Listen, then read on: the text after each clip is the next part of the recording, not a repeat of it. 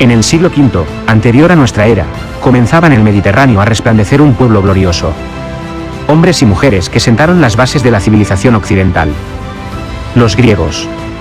Acompáñanos a explorar la historia completa de esta extraordinaria civilización, desde sus orígenes en la era cretomicénica, alrededor del 3000 anterior a nuestra era, hasta el final del periodo helenístico, en el 31 a.C., pasando por su periodo de mayor esplendor, momento en el que nacieron la ciencia y la política, la filosofía, la literatura y el teatro. Fue una época de un tipo de arte y arquitectura que todavía luchamos por igualar. Los griegos lograron todo esto en un contexto de guerra y conflicto, venciendo a ejércitos que superaban varias veces el tamaño del propio. Detrás de estos logros, hubo pensadores, filósofos, científicos, políticos, y un sinnúmero de personajes. Figuras como Temístocles, Pericles, o Sócrates, además de otros como Aristóteles, Platón, Pitágoras, y el gran Alejandro Magno, que lograría la unificación de los griegos, conquistaría Persia, y forjaría uno de los más vastos imperios de la antigüedad. Esta es la historia de la civilización que cambió al mundo.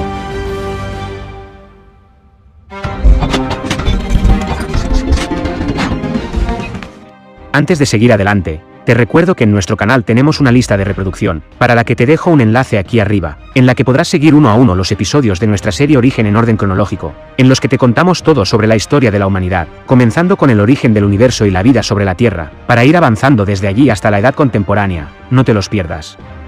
Y no olvides por favor suscribirte al canal, dejarnos un like, y compartir el contenido, para que de esta forma nos ayudes a lograr que nuestro trabajo pueda llegar a mucha más gente. Gracias.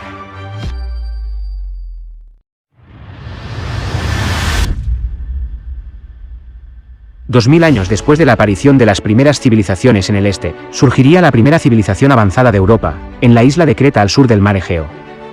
La civilización minoica. Ubicada al sureste de Grecia, la isla ya había recibido en el Neolítico a grupos que probablemente llegaron desde Anatolia en torno al 7000 anterior a nuestra era. Si bien a partir del año 2700 anterior a nuestra era, Creta empieza a tener auge, producto de la introducción del torno en la alfarería y la metalurgia del bronce. Recién para el año 2000 anterior a nuestra era, florecería como la primera civilización avanzada de Europa. En su apogeo, la población llegaría a más de 100.000 habitantes. A partir de allí, comienza la construcción de los grandes palacios característicos de esta cultura, en particular en la ciudad de Nosos. También en esta época surgía la escritura. La isla habría estado unificada bajo un poder central ubicado en Nosos.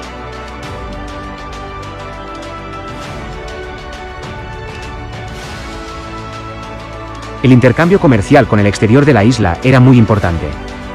Creta se encontraba estratégicamente ubicada en el centro de la comunicación marítima entre Asia, Europa y África. La agricultura y la ganadería siguieron desarrollándose, junto con las actividades comerciales. Todo ello daba como resultado una rica economía, que mantenía a esta sociedad a salvo de revueltas sociales.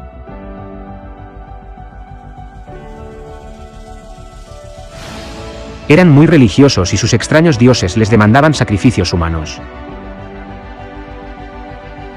Para 1550, los minoicos fueron azotados por la violenta erupción del volcán de Santorini, una de las mayores erupciones en la historia. Luego el territorio fue afectado por terremotos.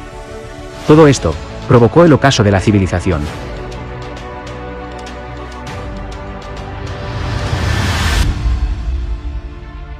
Mientras tanto, en el oeste, Grecia estaba bajo el poder de los micénicos.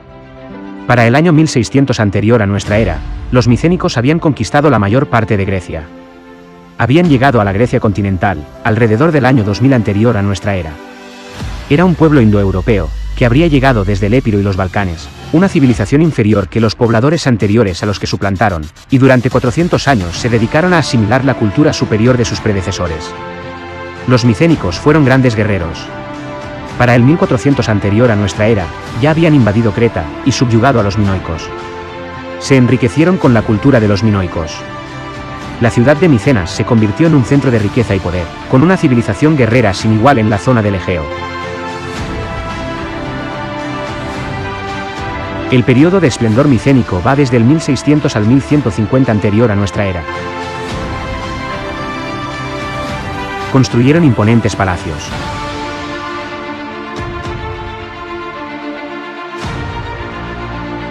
Lo escabroso del terreno en Grecia continental provocó que el dominio total sobre la península balcánica fuera imposible. Pero no así en el mar. La construcción de una flota poderosa les permitió la aventura y conquista de ultramar, y sustituir a los minoicos como dominadores del Egeo.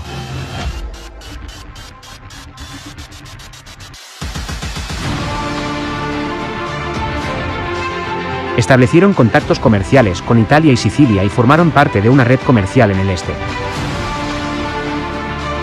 La vida micénica también está marcada por una gran religiosidad. El futuro panteón griego se empieza a dibujar en estas fechas con las divinidades indoeuropeas aportadas por los griegos. Zeus, Hera, Poseidón, Artemis, Atenea, Hermes y Dioniso. En esta época surgieron los legendarios héroes. El gran Héctor,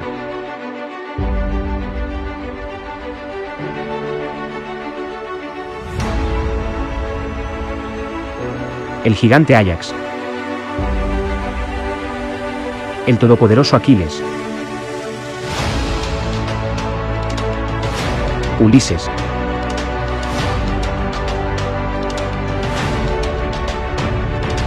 Perseo,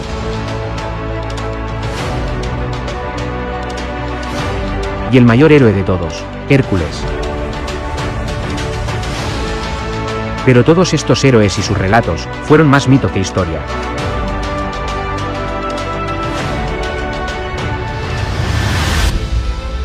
En la última etapa de la Edad del Bronce, los micénicos generaron importantes intercambios comerciales, tanto con Italia y Sicilia, como con la red comercial del este de la que formaban parte.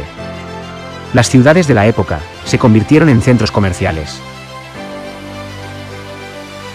Pero la civilización micénica, así como el resto de las civilizaciones de la Edad del Bronce, estaban llegando a su fin. Para el 1200 anterior a nuestra era, el Mediterráneo oriental sufrió un serio revés. Todas las mayores ciudades fueron afectadas. Las grandes civilizaciones de la Edad del Bronce estaban colapsando. Estas, las más grandes civilizaciones de la época, quedaron arrasadas, decenas de miles murieron o fueron desplazados.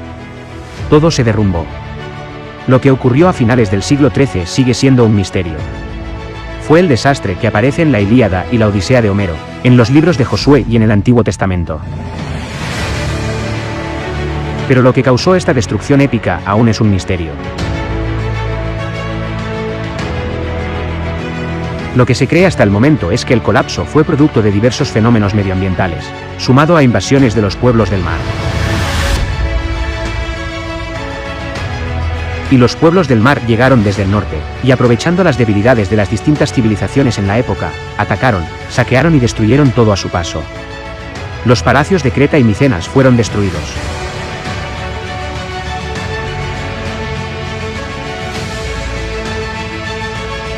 Durante 200 años las grandes civilizaciones de la Edad del Bronce fueron destruidas o seriamente impactadas.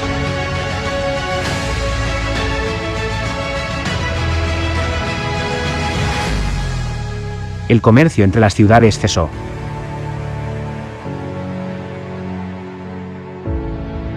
No se han identificado registros escritos en un periodo de 200 años.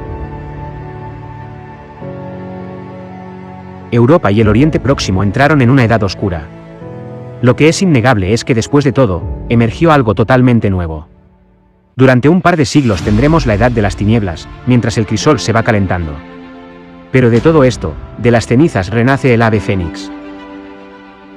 Surgen nuevos sistemas políticos y nuevas civilizaciones. Emergen los griegos y acabará surgiendo la democracia tal y como la conocemos. Todo lo que haya causado el colapso de las civilizaciones de la Edad del Bronce, había destruido un mundo. Se produjo el ocaso de lo viejo y el resurgir de lo nuevo.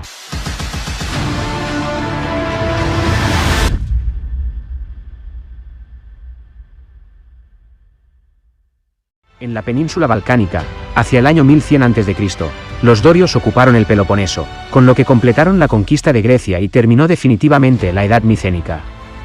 Ciudades amuralladas se convirtieron en unidades autosuficientes bajo el dominio dorio, conocidas como polis. Esparta se convirtió en una de las principales polis dorias, mientras que Micenas, Tirinto y otras ciudades importantes del periodo anterior fueron incendiadas y reducidas a tristes aldeas.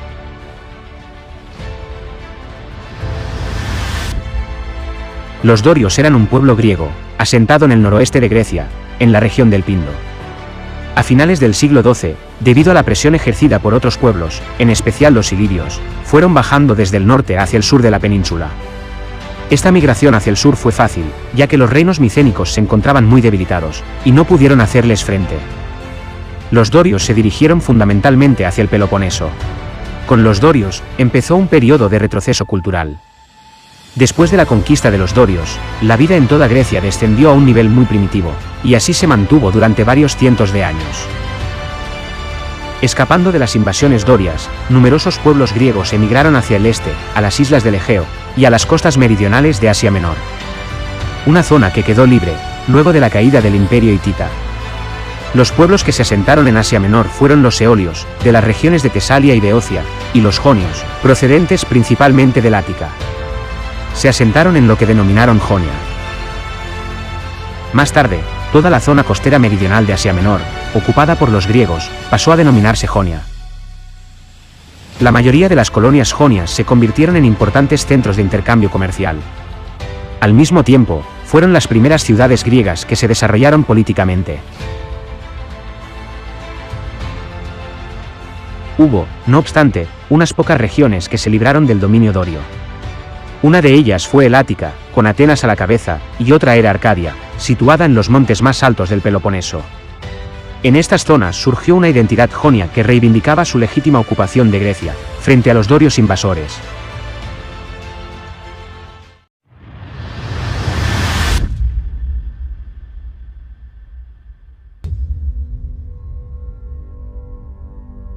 Al finalizar la Edad Oscura de Grecia, comenzó la Edad Arcaica. El periodo de la Edad Arcaica abarcó el lapso que fue desde el año 776 al 499 anterior a nuestra era. Es el momento en el que los griegos necesitaron más tierras y consiguieron expandir sus territorios. La antigua Grecia como nación, en realidad nunca existió como tal. Este no era un estado con una frontera establecida, o una capital, sino una multitud de ciudades distintas, y completamente independientes. La geografía montañosa de la región, junto con lo complicado de las comunicaciones, llevó a que los diversos núcleos de población permaneciesen aislados, y a que se constituyeran ciudades-estado independientes que rivalizaban y se enfrentaban entre sí, compitiendo por la tierra y el poder.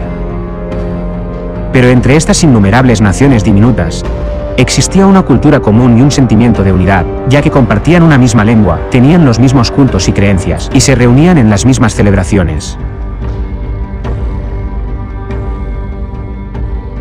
El mundo físico de Grecia no es el tipo de lugar en el que se esperaría que surgiera una gran civilización, que se convirtiera en un imperio. Las grandes civilizaciones de la época, como Egipto o los persas, habían crecido alrededor de los ríos y las fértiles llanuras que se extendían desde sus orillas. A principios del siglo VI, Atenas no era ni de cerca la más poderosa o importante de estas pequeñas naciones. Pero en el sur de Grecia, había una ciudad-estado que tenía un poder militar que parecía que podría llegar a dominar todo. Hablamos de Esparta. Los espartanos fueron criados desde su nacimiento para ser soldados, separados de sus familias al cumplir 7 años de edad, con sus vidas estructuradas en torno a la disciplina y la guerra. Los espartanos eran expansionistas, conquistaron todas las regiones circundantes, y habían reducido a los pueblos conquistados a una clase de siervos conocida como hilotas, que estaban obligados a trabajar en los campos para sus señores espartanos. Estos fueron gobernados con puño de hierro.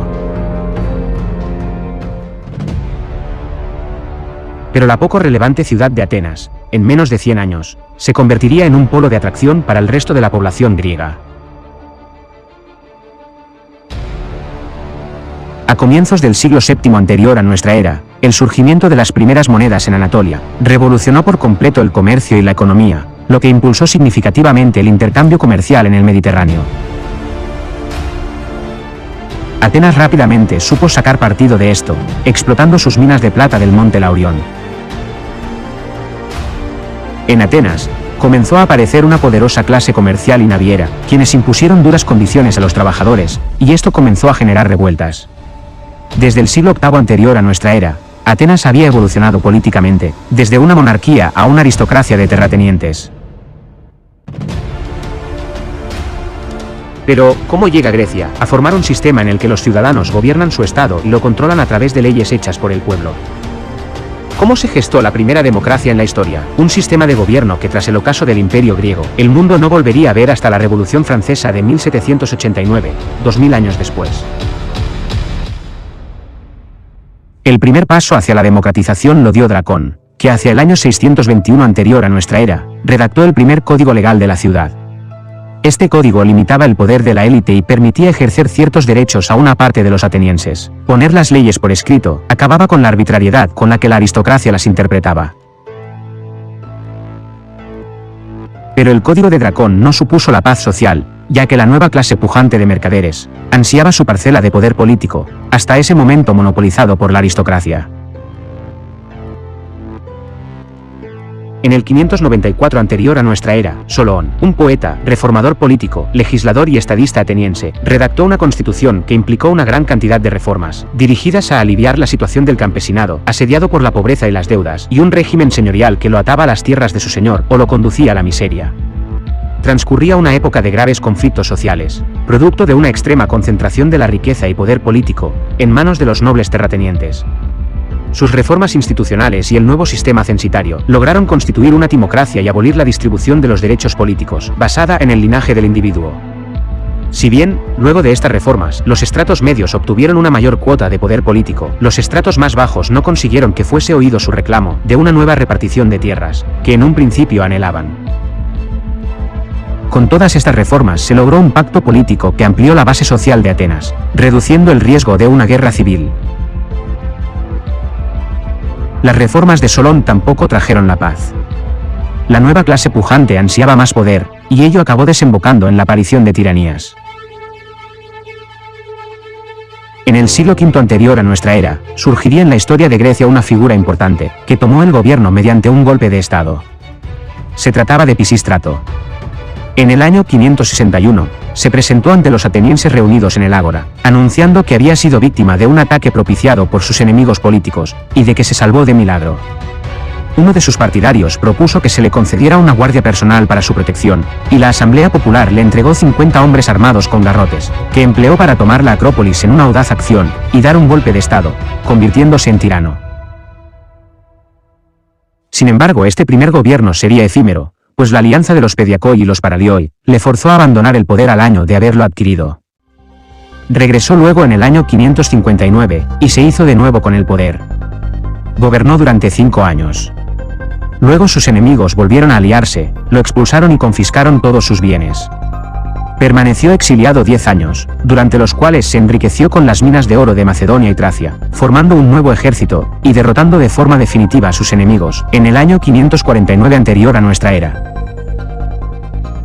Para evitar nuevas rebeliones contra su poder, tomó medidas más firmes para conservarlo, pero con la misma moderación con que se había distinguido anteriormente. Pisístrato fue un excelente político y era un hombre extremadamente inteligente. Fue un exponente positivo de la nueva burguesía mercantil. Tenía una mentalidad abierta y tolerante, con lo que consiguió que su autoridad no fuera cuestionada. Para lograr apoyo a su gobierno, recurrió a los atenienses comunes, y con una política populista, terminaría socavando toda la jerarquía de aristócratas que gobernaron durante siglos. Incrementó la grandeza de Atenas como potencia económica y como polo de atracción en el Egeo, y la flota ateniense alcanzó su máximo esplendor. Redujo los impuestos, e introdujo préstamos gratuitos, para permitir que la gente construyera sus granjas. Ofreciendo a los atenienses la oportunidad de prosperidad, transformaría la ciudad. El agrarismo se aceleró en Atenas.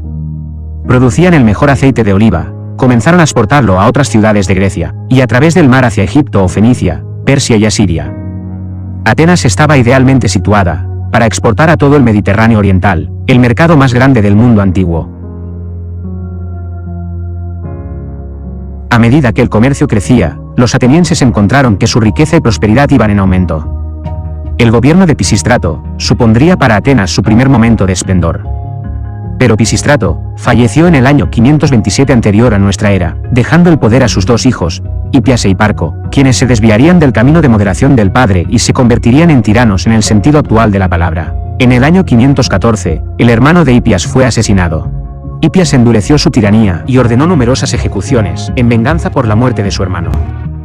Se volvió paranoico, y sabía que era de parte de los aristócratas, de donde podía venir la mayor amenaza a su poder. En el año 510, anterior a nuestra era, Clístenes, un noble ateniense, armaría una conspiración para derrocar a Hipias. ¿Pero quién era Clístenes? ¿Por qué se lo identifica como el padre de la democracia? Clístenes formaba parte de una familia aristocrática ateniense, y había sido criado desde su nacimiento para ser un gobernante. Clístenes armó un complot para derrocar al tirano Hipias, el que fue capturado y desterrado de Atenas para siempre. Clístenes, a partir de allí, se convertiría en una de las figuras más poderosas. Culminó las reformas democráticas que, aunque con vaivenes, rigieron la vida de Atenas hasta la llegada de los romanos. Introdujo la igualdad de los ciudadanos ante la ley. Pero pronto, otro aristócrata ateniense comenzó a conspirar contra Clístenes.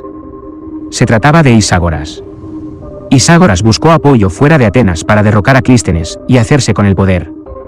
Iságoras pidió ayuda al rey espartano Cleómenes, un viejo amigo. Los espartanos proporcionaron la fuerza de sus tropas para ayudar a Iságoras a hacerse con el poder en Atenas. Dio un golpe de estado, y dentro de los primeros objetivos del nuevo tirano, estaba lidiar con los demás aristócratas, sobre todo Clístenes. Unas 700 familias fueron expulsadas de Atenas, incluyendo a la de Clístenes. Atenas ahora quedaría en manos de un déspota dictador, un dictador que ahora gobernaba con el apoyo del poder más temido por Grecia, el de los espartanos. Para ese entonces, las luchas por el poder entre la élite aristocrática habían dejado a Atenas en un inútil ciclo de violencia. La gente corriente de Atenas ahora tenía su destino en sus propias manos y se rebelaron contra Iságoras. Durante 2 días y 2 noches, Iságoras y sus aliados espartanos lucharon contra el levantamiento, refugiados en lo alto de la Acrópolis, pero no pudieron escapar de la furia de los atenienses. Finalmente, en la mañana del tercer día tuvo que rendirse. Y el pueblo había conseguido el poder para sí mismo, por primera vez en la historia escrita. Este sería el primer paso de Atenas hacia el imperio y la gloria. Luego, el pueblo ateniense se dirigió a un hombre en quien confiaba. Recuperaron a Clístenes de su exilio y le pidieron que formara un gobierno. En ese momento, era imposible que volviera al poder un grupo de aristócratas. Entonces Clístenes tuvo que diseñar una revolucionaria solución gubernamental. A la sombra de la Acrópolis, sobre una colina ateniense, surgía una gran sala de reuniones, en la que pobres y ricos podrían ponerse de pie y dirigirse al resto de los ciudadanos. Surgía así la gran asamblea ateniense, que se reuniría cada 9 días, para votar temas referentes a toda la administración del Estado. Se discutía allí el futuro del Estado, desde el incremento de impuestos, hasta la declaración de una guerra. Se formaba así, lo que sería el antecedente de los parlamentos que surgirían en todo el mundo. Se pasó de gobiernos que se decidían por la fuerza de la espada, a elegirlos mediante el voto. Se instituyó la ley del pueblo. Un sistema de gobierno que ahora conocemos como democracia. El sistema democrático ateniense fue el más avanzado de la antigüedad. Las reformas habían expresado una fe ciega en la capacidad política del ciudadano. A través de la discusión con los demás en la asamblea, los ciudadanos eran capaces de afrontar juntos los problemas de la polis. Y también se cimentó la idea de que el ejercicio de derechos y libertades era fundamental para lograr la paz social. La democracia ateniense es un tipo de democracia muy diferente al actual. No hay un gobierno separado del ciudadano ateniense corriente. Ellos son el gobierno. La democracia antigua era directa, sin representantes. Si una polis tenía 6.000 ciudadanos, todos podían participar libremente en la asamblea. La principal innovación de Clístenes fue establecer como principio básico la isonomía, o igualdad de todos los ciudadanos de Atenas ante la ley. Este principio menospreciaba los derechos en virtud de la herencia familiar o de la riqueza, aquello que valoraban la aristocracia o la timocracia de Solón, respectivamente. En el fondo, el paquete de reformas, que supuso una disminución de las diferencias sociales, fue posible porque los más ricos no opusieron resistencia. Se percataron de que, cediendo ciertos privilegios, evitarían perderlo todo en un estallido social. Pero persistieron las tensiones entre los aristócratas, cuya fuente de riqueza estaba en la tierra, y los mercaderes, cuya prosperidad venía por mar. El sistema de gobierno implantado por Clístenes transformaría este diminuto estado, y desencadenaría la civilización más floreciente que el mundo había visto hasta entonces. La democracia, de una manera muy real, libera los potenciales dentro de las sociedades humanas.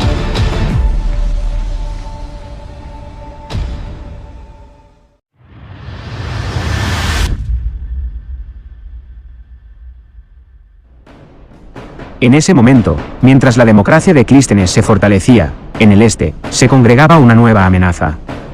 Darío I, rey del poderoso imperio persa, la mayor potencia de la época, comenzó a percibir que Atenas se había convertido en una amenaza, luego de que enviara su apoyo a las ciudades jónicas, tras su sublevación contra el imperio persa. En ese momento, el rey Darío movilizó un ejército de 30.000 hombres para invadir Atenas. Clístenes se iba a enfrentar entonces a su prueba más dura.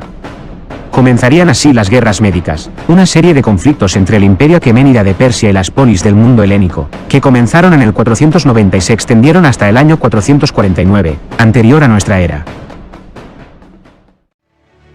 Para el año 500 a.C., los persas ya gobernaban la mayor parte del mundo conocido.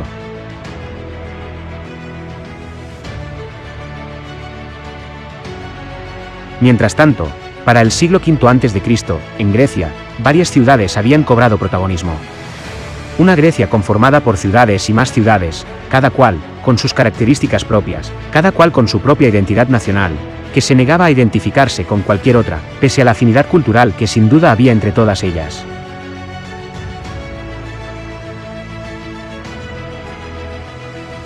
El siglo V fue un siglo de esplendor para Grecia.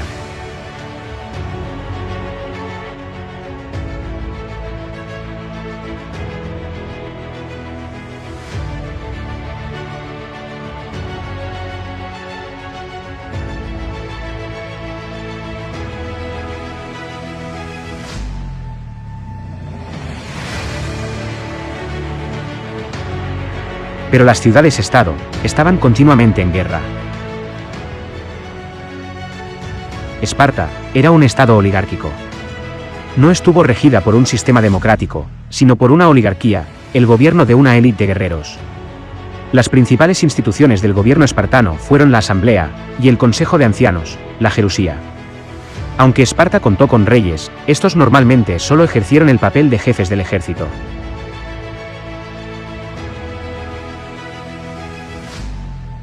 Atenas fue pionera en un proceso que poco a poco iría afectando a la mayoría de las polis: la decadencia de la monarquía. Esto facilitó la experimentación de formas de gobierno alternativas. Finalmente, Atenas se convirtió en la cuna de la civilización occidental y el lugar de nacimiento del sistema democrático de gobierno. Pero esta democracia iba a quedar bajo amenaza en el año 490 a.C.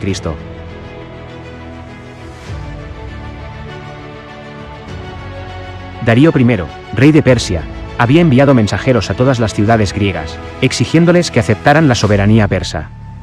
Si bien la mayoría de las islas del Egeo habían aceptado inmediatamente, varias ciudades, incluida Esparta, no lo hicieron. En el 490 la expedición persa partió.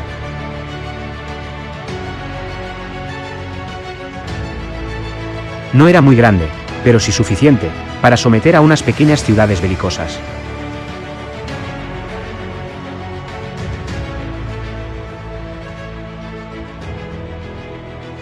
Atravesó el Egeo, ocupando sobre la marcha las islas que no habían aceptado la rendición.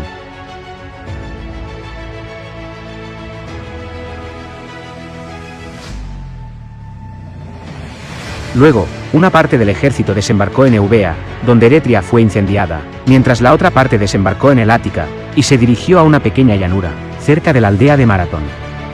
Atenas envió un mensajero llamado Fidípides, para que pidiera ayuda a Esparta. Las tradiciones de Esparta mandaban que no se emprendiera ninguna acción hasta que hubiera luna llena, y cuando Fidípides llegó, todavía faltaban 9 días. Atenas tuvo que enfrentarse sola a los persas, con un total de 9.000 hombres, más otros 1.000, enviados por Platea.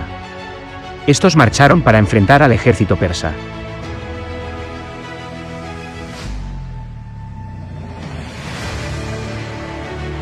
Los dos ejércitos se enfrentaron en los campos de Maratón.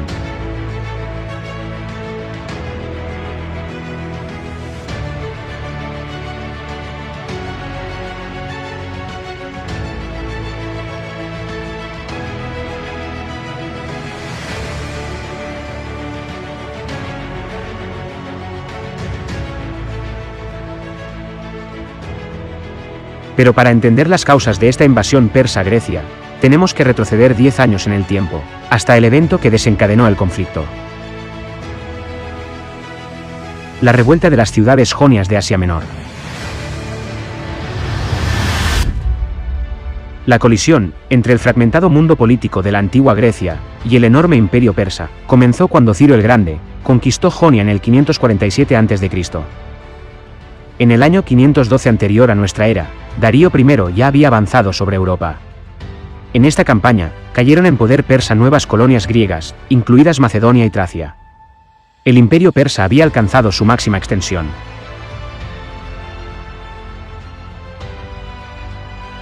A la entrada del siglo V, el mundo civilizado gozaba en general de cierta tranquilidad y prosperidad. El rey Darío I gobernaba suave y eficientemente el vasto imperio persa, desde Libia hasta el Indo. Sin embargo, la tranquilidad no tardaría en acabarse. En el 499, las ciudades jonias de Asia Menor organizaron una revuelta contra el dominio persa. Ese año, declaran a Mileto independiente y las otras ciudades jonias expulsaron a los gobernadores persas. Cuando Jonia estalló en una revuelta total contra los persas, pidió ayuda a su madre patria, Atenas. Luego, los atenienses cometieron quizás su mayor error estratégico en un siglo. Enviaron tropas para ayudar a los rebeldes jónicos. Con la ayuda de los atenienses, quemaron Sardis, la capital de Jonia. El fuego comenzó a correr de casa en casa hasta que todo el pueblo estaba en llamas, y Sardis fue quemada hasta los cimientos. La revuelta jónica fue un evento muy importante en la historia de las relaciones entre Grecia y Persia, porque se encuentra en la raíz de lo que sucedería durante los siguientes 80 años. Atenas había despertado a un gigante dormido. El rey Darío I de Persia, con más de 60 años, no estaba dispuesto a dejar las cosas como estaban. Reunió barcos fenicios y se hizo con el dominio del mar Egeo, aislando a las ciudades jonias.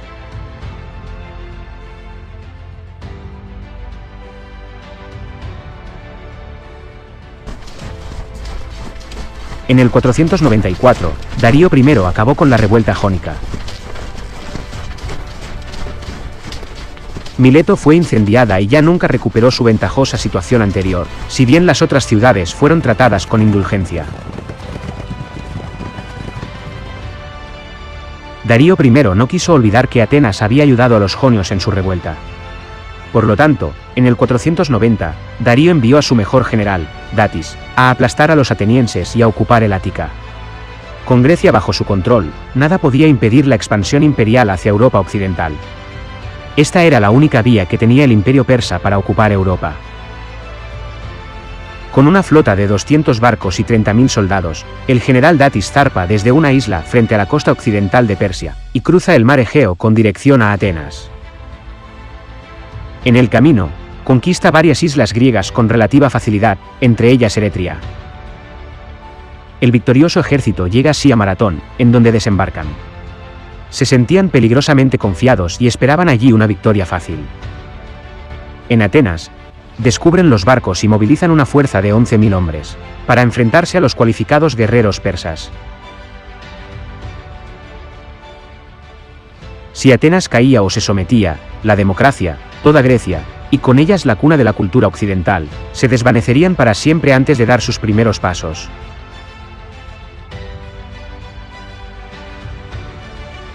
Los persas contaban con un aura de invencibilidad, pues jamás un ejército griego había derrotado a uno persa en campo abierto, ingrediente moral que favorecía el derrotismo, la resignación y las deserciones en el bando griego. Los griegos carecían de caballería y arqueros, y eran ampliamente superados en número. A la cabeza del ejército ateniense estaba Milcíades. Milcíades conocía a los persas y estaba convencido de que el hoplita griego estaba mejor preparado que el soldado persa, tanto en armamento como en preparación. No solo insistió en resistir a los persas, sino que afirmó que era esencial atacar primero. Así lo hizo. Marcharon rápido hacia los persas, para darle poco tiempo a los arqueros persas para atacar. A corta distancia, las pequeñas cimitarras de los persas y sus ligeras armaduras no estaban a la altura de las fuertes armaduras y las largas lanzas atenienses. La estrategia de Milcíades funcionó tal como lo planearon.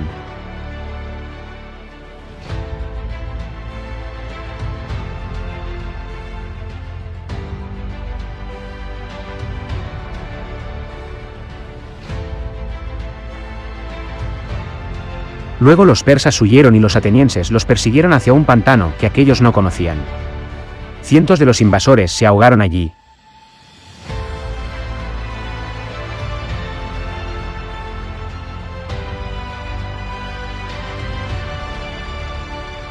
A pesar de que los persas sufrieron grandes bajas, muchos lograron retirarse malamente hasta sus naves.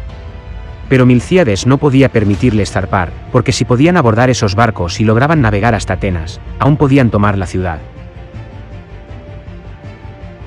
Milcíades ordenó a sus hombres incendiar los barcos persas. Pero solo consiguieron destruir 7 de las 200 naves.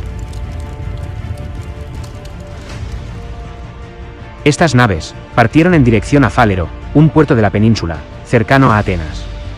Si los persas llegaban a la ciudad antes de que los atenienses supieran que ellos habían ganado la batalla, Milcíades temía que los atenienses se aterraran al ver llegar la flota y se rindieran, a pesar de la victoria de su ejército. Milcíades debía hacer llegar a Atenas la noticia de su victoria rápidamente. Envió al corredor Fidípides. Este corrió 42 kilómetros para llegar a Atenas en 2 horas. Allí anunció la victoria griega.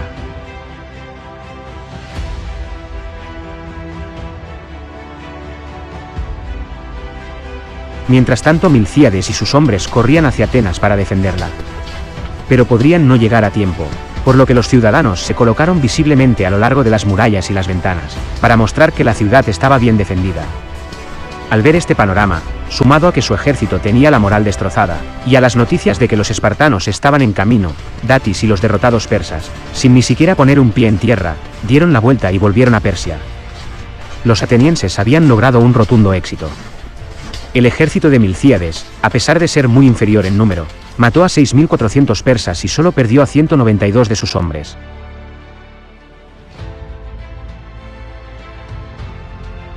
La victoria de Maratón marcó el comienzo de la Edad de Oro griega.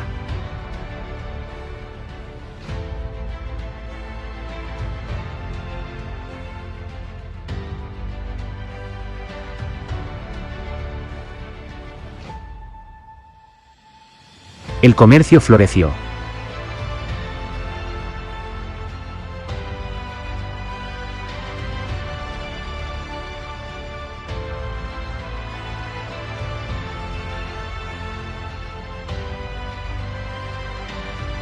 Los ciudadanos griegos se reunían en el ágora, centro de la vida espiritual, política y artística de las ciudades. Los griegos dominaban los mares con sus avanzadas embarcaciones.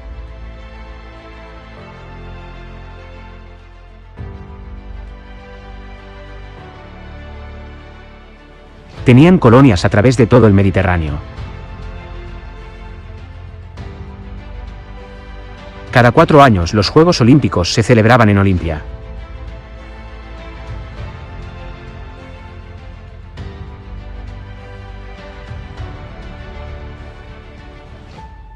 Las guerras quedaban suspendidas entre las polis durante el evento.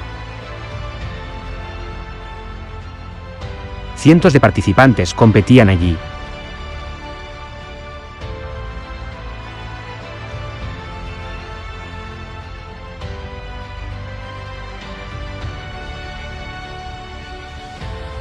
Los griegos eran muy religiosos.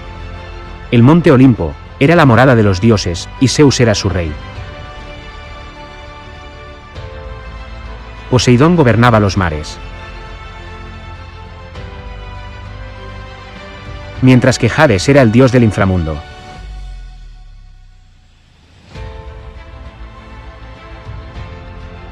Los griegos adoraron a los héroes de la era micénica, como Aquiles, Odiseo y Hércules. El templo de Delfos era el principal centro religioso.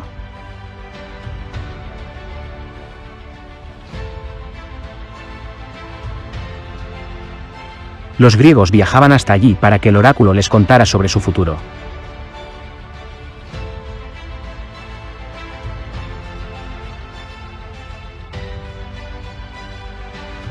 La pitonisa era la alta sacerdotisa de Delfos, que entraba en trance para comunicarse con los dioses.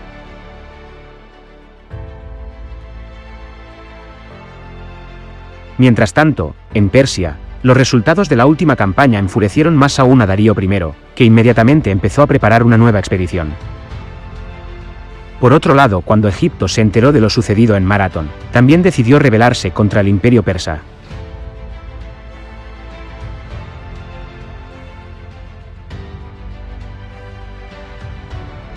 En el 489 murió el rey espartano Cleómenes, y su trono fue ocupado por Leónidas, el medio hermano de Cleómenes.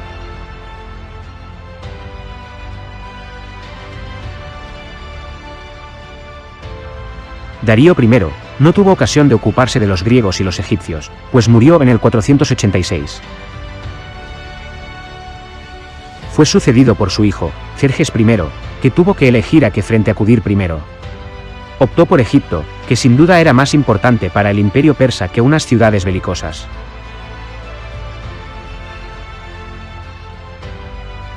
Los babilonios terminaron por rebelarse también. En el 484, Jerjes I había sometido a Egipto, y sus ejércitos se encaminaron a Babilonia. Allí se encargó de destruir la religión babilónica. Babilonia entró en un proceso de decadencia del que ya nunca se recuperó.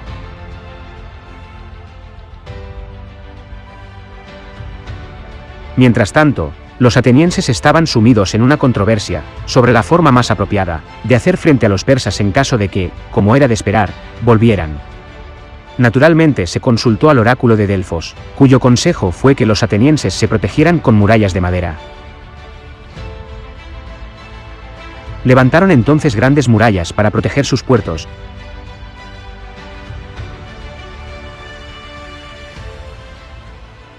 y construyeron cientos de embarcaciones, lo que los llevó a poseer la mayor flota de Grecia. Entre estas embarcaciones tenían trirremes, barcos con 3 filas de remos, mucho más veloces y con mucha más capacidad de maniobra que los barcos viejos.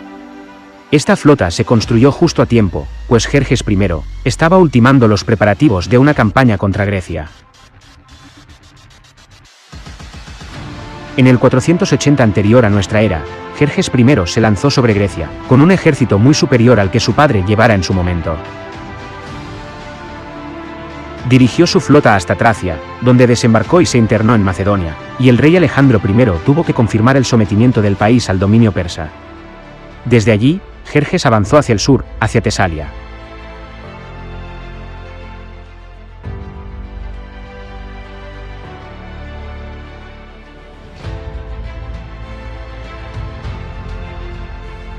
El rey Alejandro I les aconsejó a los tesalios que se retiraran, pues el ejército persa era demasiado poderoso.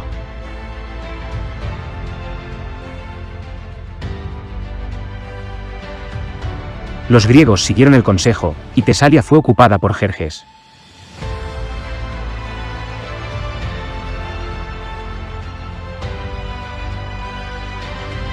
Esta vez, los espartanos fueron al encuentro del ejército persa.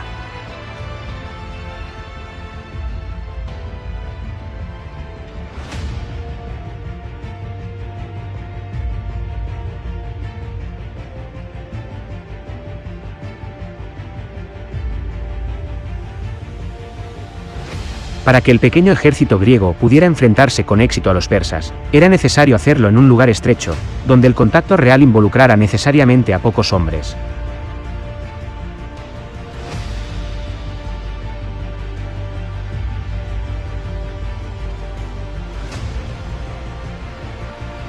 Un lugar adecuado era el desfiladero de las Termópilas,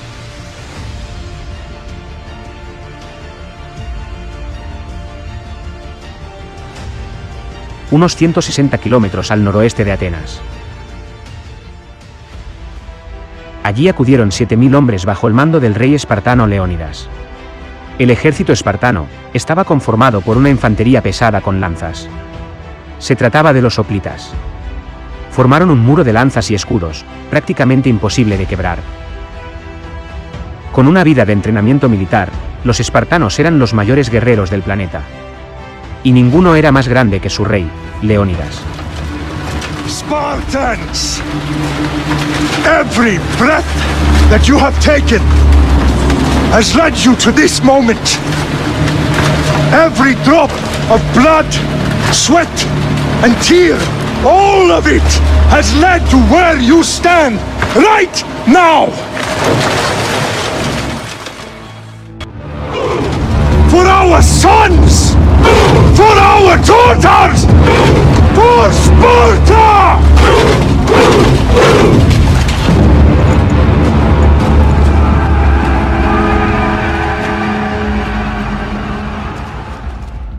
Así fue, los espartanos resistieron tenazmente al ejército persa. Pero este encontró finalmente un estrecho camino por las montañas, que conducía hasta la retaguardia griega.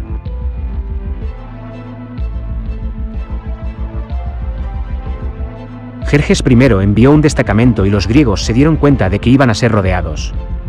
Leónidas ordenó la retirada, pero él mismo y sus 300 mejores hombres decidieron quedarse, ya que la retirada hubiera sido deshonrosa.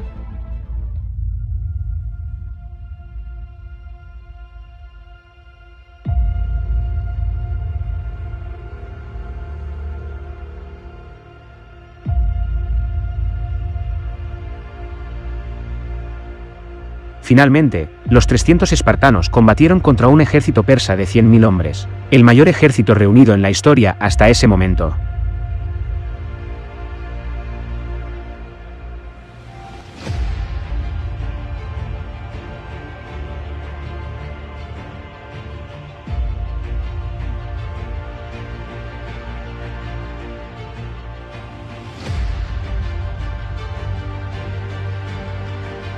Pero los 300 no resistieron el ataque de los persas, y todos murieron en el enfrentamiento.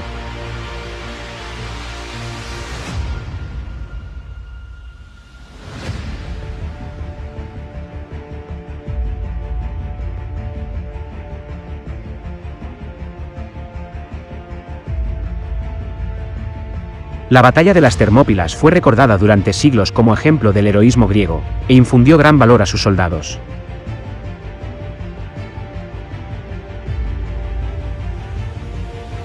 Cuando los espartanos yacían derrotados, el ejército persa marchó hacia Atenas.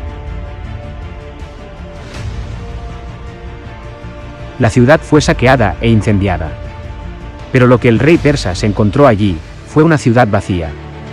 Todos los atenienses se habían refugiado en las islas vecinas, y los barcos griegos esperaban entre Salamina y el Ática. Pero la guerra no había terminado. La flota aliada griega ya había navegado hacia Salamina, para ayudar en la evacuación final de Atenas. Si Jerjes destruía la flota aliada, estaría en una posición inmejorable para forzar la rendición de los griegos.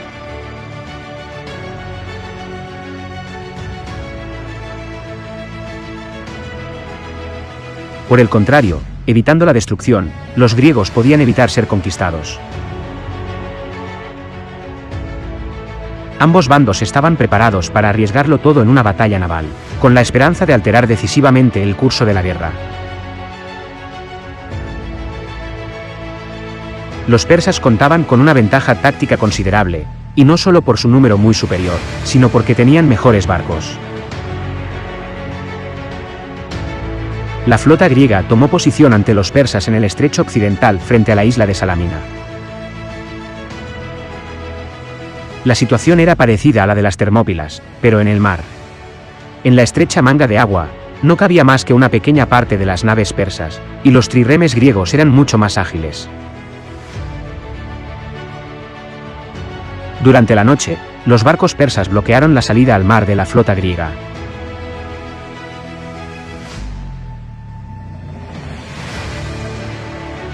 Internándose en los canales de Salamina para atacar a los helenos. Los persas estaban jugando en el terreno que quería su enemigo.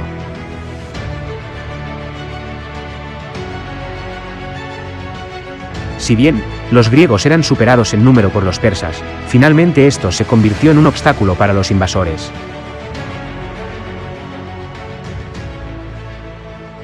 Una oportunidad que los griegos aprovecharon para lograr una victoria decisiva.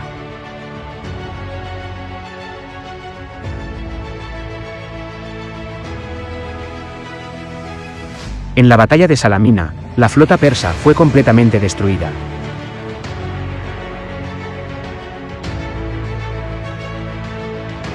Fue el mayor combate naval de la antigüedad que, tras el triunfo de la flota griega sobre las fuerzas persas, sentó las bases del florecimiento de Grecia y Europa. La defensa griega ante los persas fue un hito en la historia europea. De haber sido derrotada, el ejército persa hubiera seguido su avance sin obstáculos, extendiendo su imperio hacia la Europa continental. Probablemente habrían quedado sepultados, tanto la cultura griega, como el imperio romano.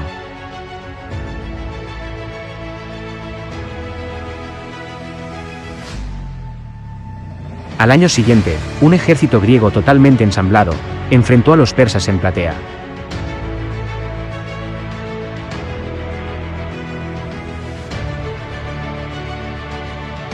En agosto del 479 anterior a nuestra era, un ejército de 100.000 griegos venció a un ejército de persas de 150.000 hombres en Platea, poniendo fin a los intentos de invasión a Grecia.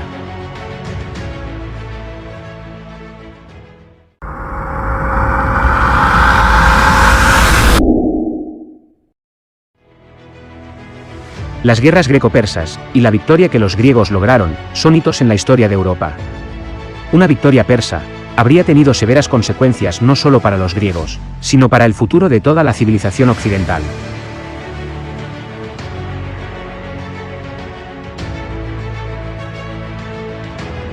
Pero, para el 435 a.C., una gran superficie de Grecia estaba bajo el dominio ateniense. Atenas se había convertido en una ciudad muy poderosa y los espartanos comenzaron a temer por su propia independencia. En el 431, en la Guerra del Peloponeso, se enfrentaron a Atenas, Esparta y las ciudades aliadas. La guerra se prolongó durante casi 30 años y fue devastadora para Grecia.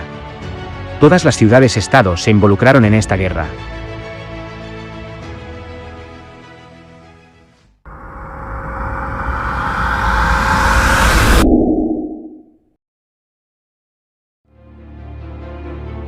Macedonia era considerada por los atenienses como una tierra de bárbaros. No era a nivel cultural y político igual que el resto de Grecia. Todas las polis griegas tenían su propia idiosincrasia. Pero Macedonia, además, era un reino. El rey tenía el poder absoluto, tanto político, militar como religioso. Macedonia también era una tierra de muchas riquezas. Controlaban una zona llena de minas de oro y plata.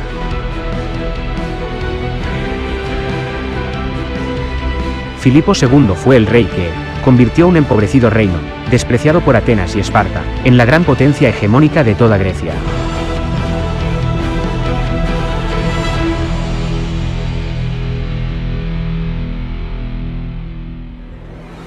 Encaró una reforma militar de los ejércitos macedonios, con el objetivo de poder someter a las grandes ciudades griegas. La falange macedonia, una adaptación de la falange griega tradicional, era el instrumento de guerra más poderoso de Filipo.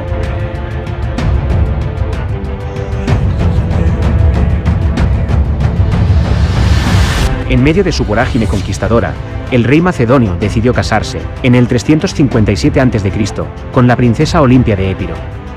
Ella sería la madre de Alejandro, quien nacería en el 356.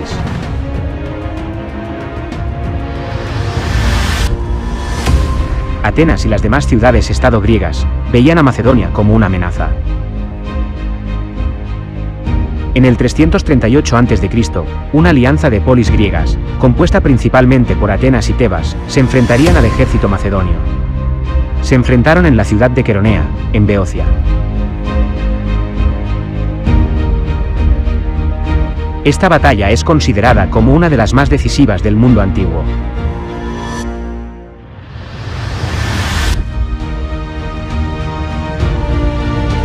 Los ejércitos de Atenas y Tebas fueron aniquilados y no pudieron continuar su resistencia.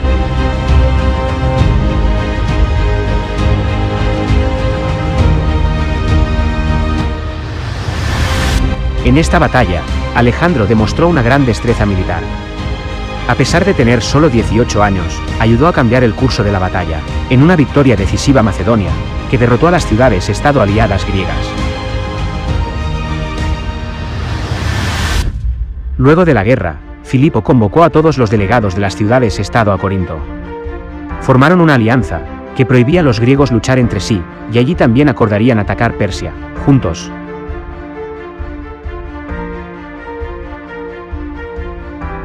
Durante los 24 años de su reinado como rey de Macedonia, Filipo construyó su propio reino, y lo convirtió en la mayor potencia de Europa.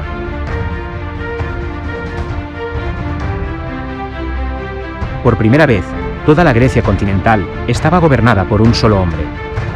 Filipo también proyectó el derrocamiento del Imperio Persa, desembarcó fuerzas en Asia, y estaba en el acto de liberar a las comunidades helénicas, cuando fue interrumpido por el destino. En el 336 a.C., Filipo fue asesinado. Su hijo Alejandro asumió el trono, como Alejandro III, legando además un establecimiento militar de gran tamaño y calidad. Alejandro hizo ejecutar a todo aquel que pudiera disputarle el trono.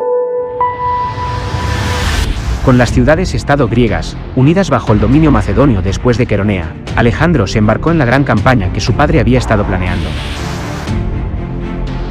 La conquista del poderoso imperio persa.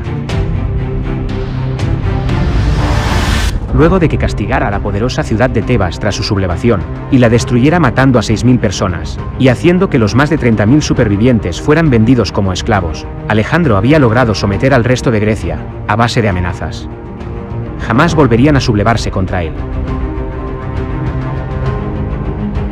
A partir de allí, Alejandro estaba listo para aterrorizar al resto del mundo conocido. Alejandro vuelve entonces su atención hacia lo que se convertirá en el objetivo de su vida. La conquista de Persia y la derrota del gobernante más poderoso de la tierra, el rey Darío III. En el 334 a.C., comenzaría una de las mayores invasiones de la historia.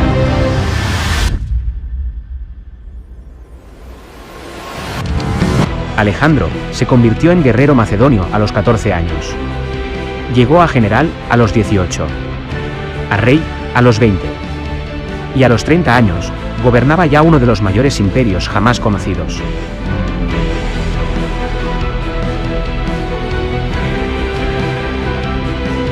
Conquistó, a lo largo de 12 años, 40.000 kilómetros, que cubrían los territorios de lo que ahora es Grecia, Turquía, Líbano, Egipto, Irán, Irak, Afganistán y Pakistán.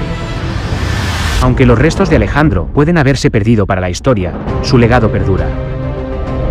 Instauró nuevas rutas comerciales, forjó las bases de las relaciones culturales entre Oriente y Occidente, extendió la cultura griega en 3 continentes, hasta la India, y fue el primer gobernante mundial europeo en la historia. Alejandro conquistó más de la mitad de la esfera terrestre, y erigió el mayor imperio de la historia, aunque su crueldad no conoció límites. Pero para explorar los detalles de cómo Alejandro logró erigir el mayor imperio de la historia, no alcanzan unos pocos minutos. Te dejo el enlace aquí arriba a un espectacular documental sobre la historia completa, del mayor conquistador de todos los tiempos. No te lo pierdas.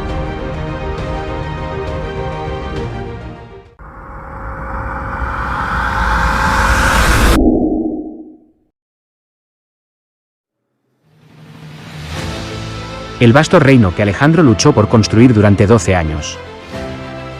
Finalmente se dividió entre más de 20 gobernantes.